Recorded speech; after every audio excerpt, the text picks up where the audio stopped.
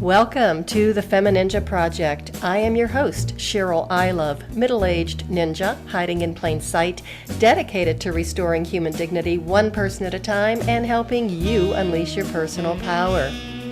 Discover that it's possible to look like a woman, act like a lady, move like a ninja, and think like a warrior. And remember, men are always welcome on the FemiNinja Project.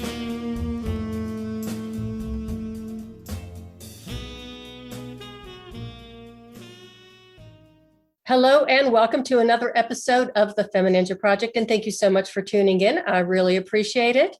And as you know by now, the FemiNinja Project is all about overcoming obstacles, personal empowerment, and finding your inner strength. That inner strength becomes a superpower when you use it to empower others the way today's guest does.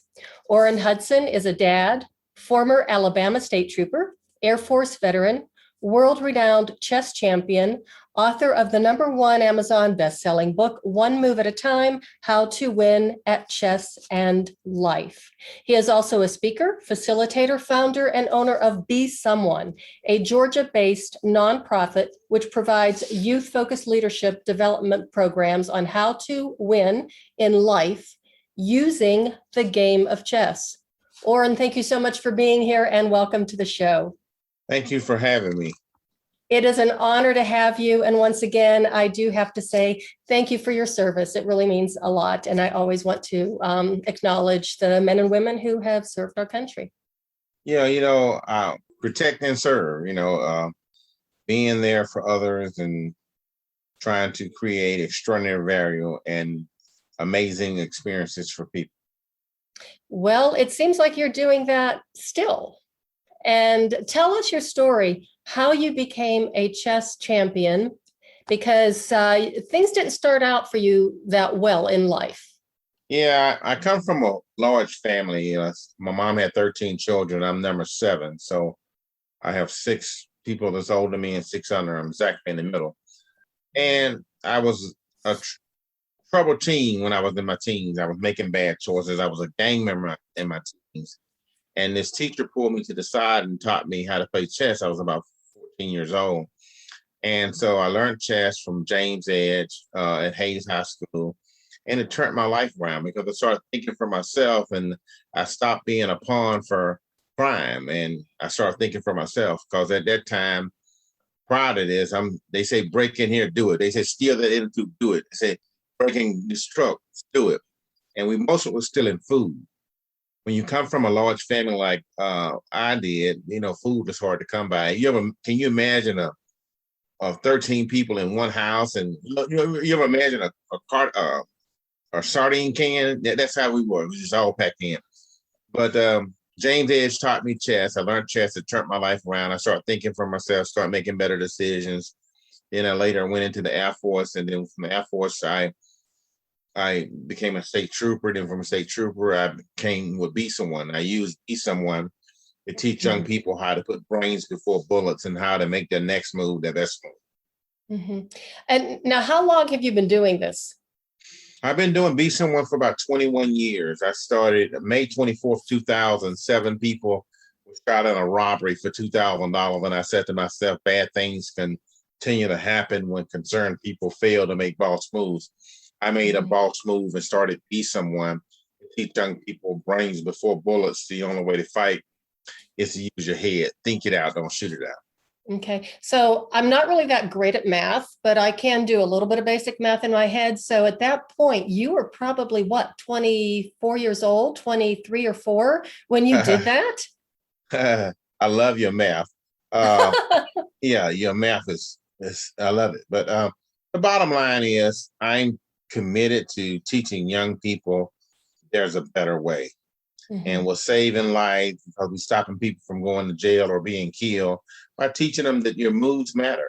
Mm-hmm. And that your actions has consequences. And if you make the wrong move, you could really get in a lot of trouble. So I want to go back and just go back to that teacher of yours, James Edge, I believe it was.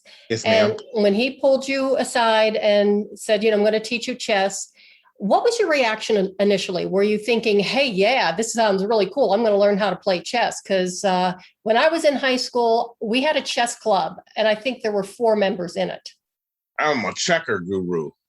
And so for many, many years, I avoided chess, but I realized that when you do what's hard, your life will be easy. When you do what's easy, your life will be hard. So I told him I was a checker guru. He said, checkers, you're using half of the board. Checkers is easy. And they got cats on the internet playing checkers. He said, there's no females on the checkerboard. He said, in chess, the female is the most powerful piece on the board. I said, let's get on with the classes. That's awesome. So did you fall in love with the game immediately? Yeah, I was hooked. Once you start learning from people that know the game, it's really a simple game. It's only 6 different pieces on the board, so it's not a lot to learn. But it's not easy, but it's simple. Mm-hmm. And if you stay with it, then you can do anything. You can do anything else. You can do anything anyone else can do. Mm-hmm. Well, I would think it's incredible for your problem-solving skills.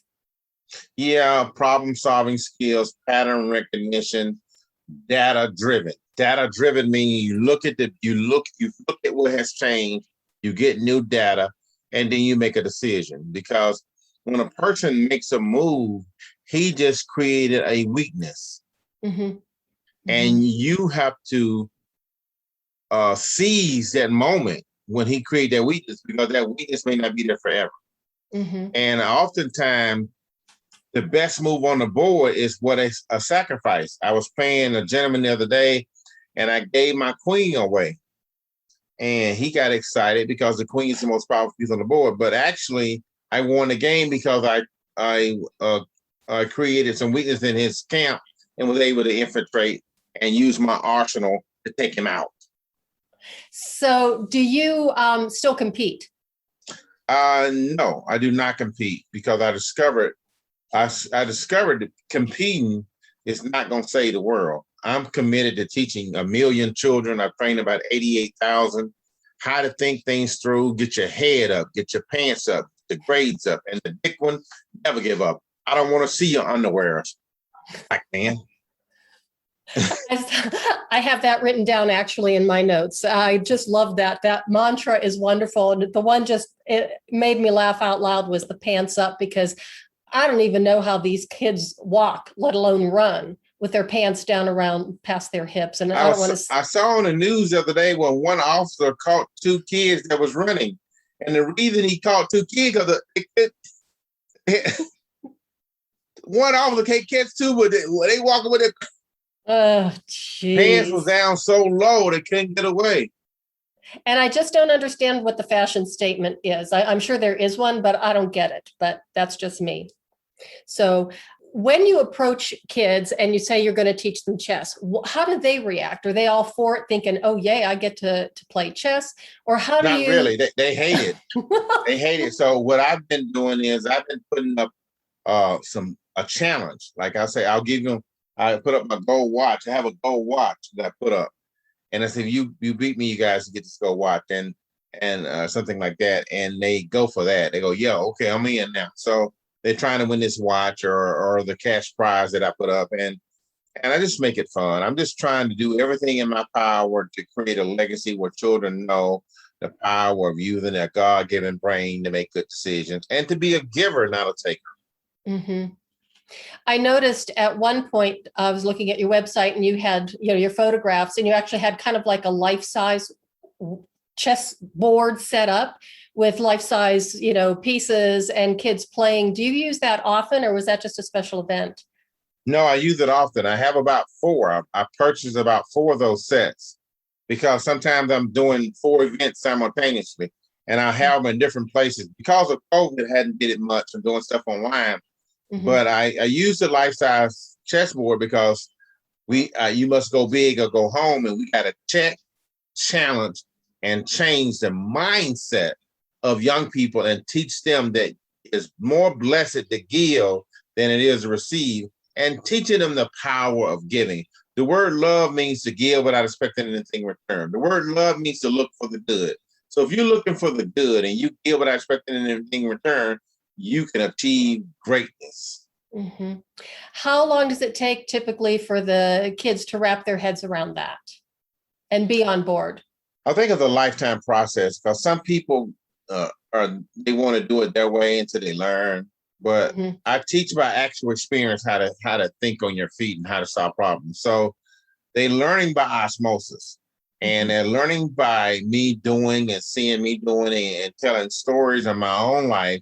How I got Jane Fonda to call me, the 2-time Academy Award winner Jane Fonda, to call me because I did an event free for the community in Birmingham at Lynn Park, and called the lady at the Chess Federation. Jane Fonda called the Chess Federation. They found out I was doing this huge event and ended up getting hired to do stuff for Jane Fonda. So there's more power as power in giving, and there's miracles in giving. And we got to teach young people that you win by giving, serving others, and do no harm. Wow. So tell us then about Be Someone. So it's a nonprofit based out of Georgia. It's a 501c3 nonprofit dedicated to the children and community. We train over 88,000 kids. Our goal is 1 million. So what we're doing has your name on it. We love for more people to join our efforts. I hadn't received a penny since I've been an executive director because all the money that I collect, I put it back into the program, and I've trained over 88,000 kids. My goal is 1 million. I'm the only nonprofit CEO in the world that puts all his money back into the program. Why? I teach the children as though my life depends on it, because it does. We cannot have our children going amok and me sit back on the sidelines. 7 people were shot in a robbery for $2,000, and people are sitting back like nothing ever happened. I said to myself, bad things continue to happen when concerned people fail to make boss moves. I made a boss move and started Be Someone to teach young people brains before bullets. I can't even begin to imagine how many lives you've already saved in more ways than one. Yeah, I was so happy the other day because I'm like, oh my God, I'm happy. I've got a lot of kids out there that know not to rob you. I know a lot. You're gonna be someday. We're gonna be somewhere one day, and some of the kids I'm training gonna say, no, man, don't you rob. Don't leave this lady alone. Leave Cheryl alone. I'm teaching to be a force for good. A body in motion stays in motion until acted on by an outside force. I'm teaching young people how to be a force for good. I'm excited about my future because I've got children out there that know the power of giving and know the power of putting others. Be mindful of the needs of others, because what you sincerely desire for others will happen for you. You also teach them the impact of making choices and the consequences. Like every move you make does have a consequence, whether it's negative or positive. Every move you make is negative or positive. And people don't get it. And a lot of times I teach this: do the opposite what you think you need to do, because the opposite is probably the answer. Why? Because 80% of the people are doing it wrong. And because it's selfish and all this. Be mindful of the needs of others and I wrote Barack Obama a letter about 6 years ago, and I said, Barack Obama, I'm not my brother's keeper. I am my brother. And once people get that, once they get that neighbor is you. Hey, love your neighbor. Take care of your neighbor, because that person is really you. I was a state trooper for 7 years. I had the blue light, had the badge, had the bulletproof vest. But everybody I stopped, I treated them like the most important person in the world. There's going to be somebody that's going to say, hey, yeah, this dude stopped me. Yeah, he could have really messed me up. And yeah, he wrote me a ticket, but it could have been a lot worse than what he did. Somehow or another, I created extraordinary value for the customer. Why? Because that person is me. That's interesting that you said for the customer, because a lot of people thinking that, as a policeman stopping somebody who, was either speeding or whatever, wouldn't think in those terms, that this person is like a customer, but basically they're a consumer. The customer's always right. That's what I was taught in sales school. And law enforcement school is a little bit different. The customer's always wrong. But here's my thing. Yes, I have you on radar 100. Yes, the judge want me to tow your car. Yes, they want me to, she gonna lock you up. But I'm not gonna allow the judge to lock you up, because I'm gonna bump your speed down so that it's not so bad and you can mail your ticket in. If I save you a jail cell and a $5,000, would that make it? Oh yeah, now that customer is happy. I just made somebody happy. Owe them a ticket. They're gonna pay the ticket, and a white guy told me one time, he said, wow, he said, officer, I used to hate Black people, but not anymore. So I'm basically changing the world. One person at a time. One person by my actions, by the moves that I make, by generosity, by compassion, by saying, you know what? I'm not gonna mess you up as bad as I could. Okay? I'm gonna treat you like you were me. I got a job to do, but I'm gonna do it with grace so that you win and I win too. I love that word. What word? Grace. It's one of my favorite words. Yeah, grace and mercy and knowing that what you sincerely desire for others will happen for you. We all are one. We all are connected. You know, we're all a piece of the fabric. It's just one fabric. We all in the same boat. And so a lot of people get caught up going after other people. They say, if you're trying to roll a rock over your friend, it's going to roll back on you. And if you're trying to dig a ditch for someone else, you're going to fall into the ditch. That's in the Bible. And so I get a kick out of being a blessing to other people. I get a kick out of making people smile. Let them know, okay, I'm going to write you a ticket, but guess what? It's not going to be as bad as it could. And I've never lost a case in court, because I'm not going to write a case that's cut unless it's rock solid. I ain't writing nothing that's borderline. I stopped this BMW one time and I go, Mr. Jones, I'm not going to write you a ticket. He said, why? I said, because when I pulled over this BMW, I saw another BMW and I'm not sure which one is which. Oh, it was me. No, I don't know that. So I'm not going to write you. You free to go. That's what life is about. I'm not going to write you a ticket that's borderline. I ain't got time for that. I'm going to get something I got you on radar 100. I'm going to bump your speed down and say, that dude going to mail it, huh? He's so happy to mail that ticket in. Got him on radar. He probably smiled the whole time he was writing that check. He's so happy. He said, you know what? I got some applications that I threw in the trash that I'm going to take out, because I realized that we all are one. I said, yeah, we really are one. And that we are connected, and that you're my brother from another mother. So is that obviously another message that you teach the kids that you work with? Yeah, just teach them, like I do events and I give away stuff a lot because I'm showing them by actual experience how to be a giver. Like I may do an event, free food, free parking, free training, everything. And I may give away something while I'm there. And they're learning how I'm doing this.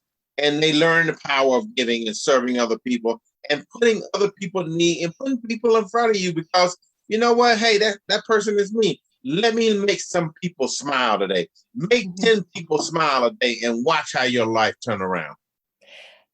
Yeah, the power of a smile. Looking somebody in the eye and giving them a smile, even when you're having a crummy day, it can turn your whole day around. And if you do that often enough, turn your whole life around. And not only that, if you walk around with a scowl on your face, I mean, who wants to be around you? And it's a reflection of who you are and how you think and how you feel about yourself and other people. And it's contagious. It's contagious. I'm doing an event coming up on May 22nd, which is this Saturday, teaching Black males how to interact with the police. Mhm. how to think things through, how to be humble, how to be courteous, how to be polite, how to be respectful. Yes, sir. No, sir. Please forgive me. Thank you for your service, officer. Uh, I apologize in advance for anything I may have done. Please Mhm. forgive me. I Mhm. apologize. Mhm. And just see what happens. You may get a break. Yeah, I think, well, I think that's a wonderful thing to learn for everybody, Thank because you I for think, your service. I yeah, apologize. yep. Whatever. Just be totally transparent and open, because when you're transparent and open, then there's no confrontation and everything goes smooth. So Mhm. just be a good human being. I tell people all the time, just be a good human being. Do no harm, love people, walk in love. And when you walk in love, you can move mountains. Mhm. Looks like you're moving some. Well, I'm just committed to doing everything I can. I would love for people to join my efforts, teaching young people to think. And I have a website, besomeone.org. And I Mhm. came up with the name Be Someone because Abraham Lincoln, his mother, her last words on the planet to Abraham Lincoln was be someone. And even though Abraham Lincoln had failed many times running for public office, he took those two words, be someone, all the way to the White House. My assignment in life is to empower our young people to be someone. So, do you hear from some of the people, some of the kids that you've worked with, like down the road? Have they stayed in touch with you? And do you have like incredible stories that they've told you, like success stories, and how you have impacted their lives? Yes, I have, and that's why I'm so excited, because I gave children some tools so that they can think and solve problems, get data driven, make data driven decisions based on data. Get the Mhm. get the facts before you act. Make sure that what you do is a product of your own conclusion. I'm excited because I've had some of my students say, Coach, I made all this money because of some things that you taught me. And I told them, just be a good human being, give people extraordinary value, arrive early, stay late, do more than everybody else, volunteer, be the Mhm. first to volunteer. And they learning how to win. They said, Coach, I'm doing very good because of the things you taught me. So yeah, my Oh. future is bright because I'm giving children strategies so that they can wake up winning. Do you work nationally?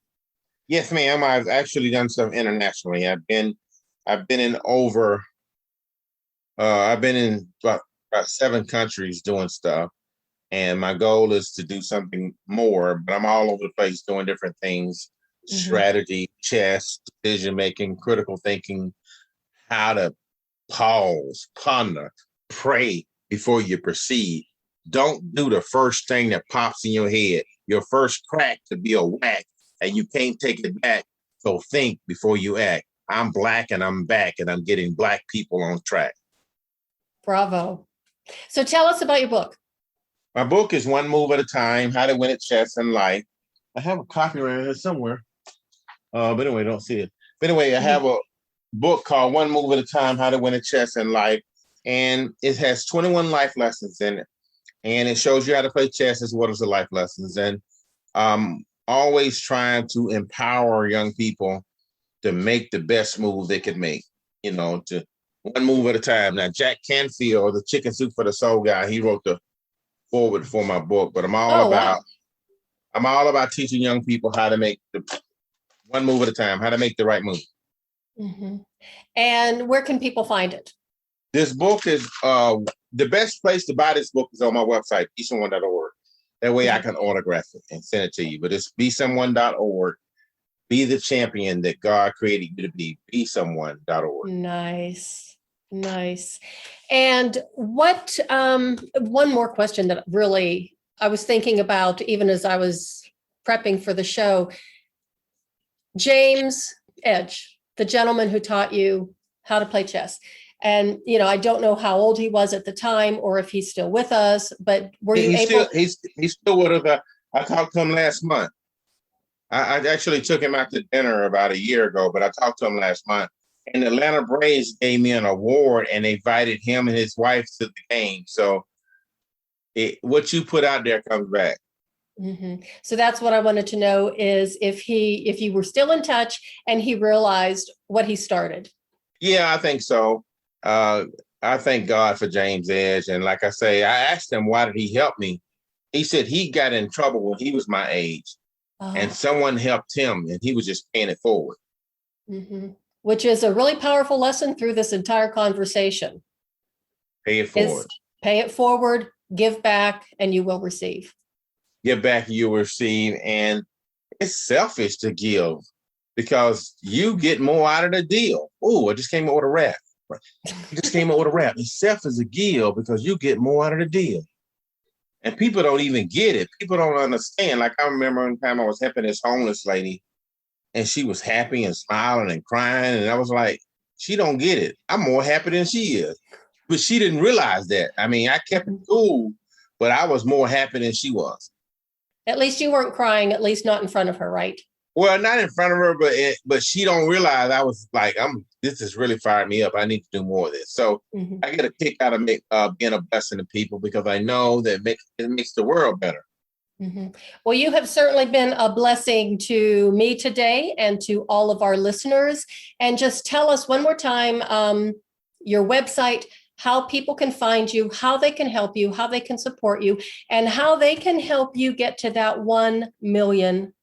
Well, right now I have maybe three or four sponsors who whatever people put on our GoFundMe page, they will match. So I would love for people to go to our GoFundMe page and make a donation because it would be multiplied. So I'm on a mission to train 1 million children. I train about 88,000 kids. And I teach the children as though my life depends on it because it does. We're all a one. And a lady called me at 1:30 in the morning. She was having trouble with her son. And she asked me, would I volunteer my service and sign a court affidavit saying that I would help him for a year. I signed the court affidavit. I helped her son.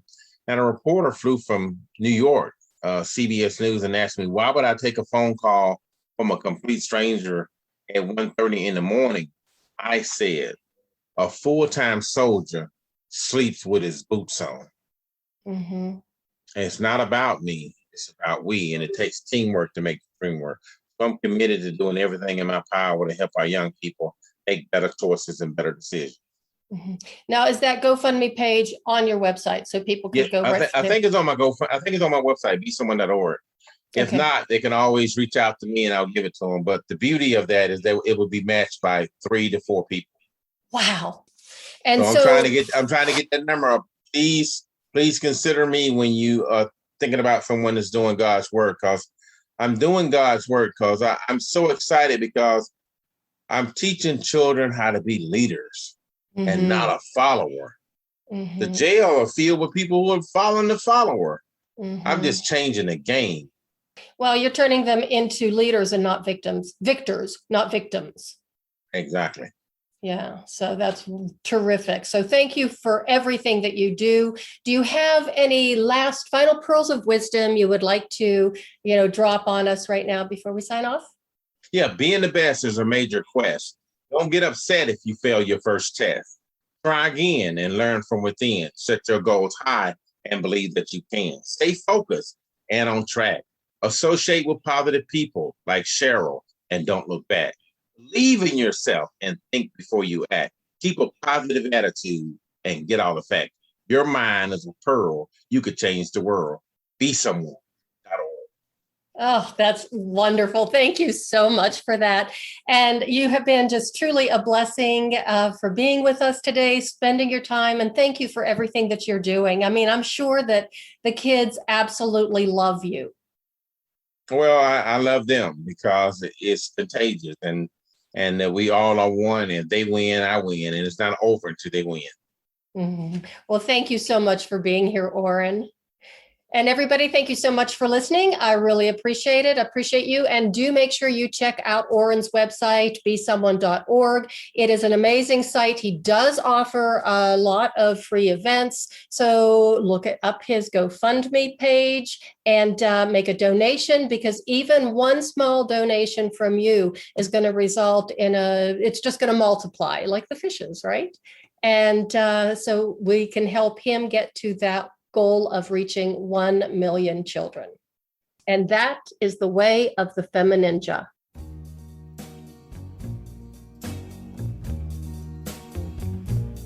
And that's a wrap on another episode of the FemiNinja Project. Thank you so much for listening. And remember, be safe, be strong, and until next time, bye now.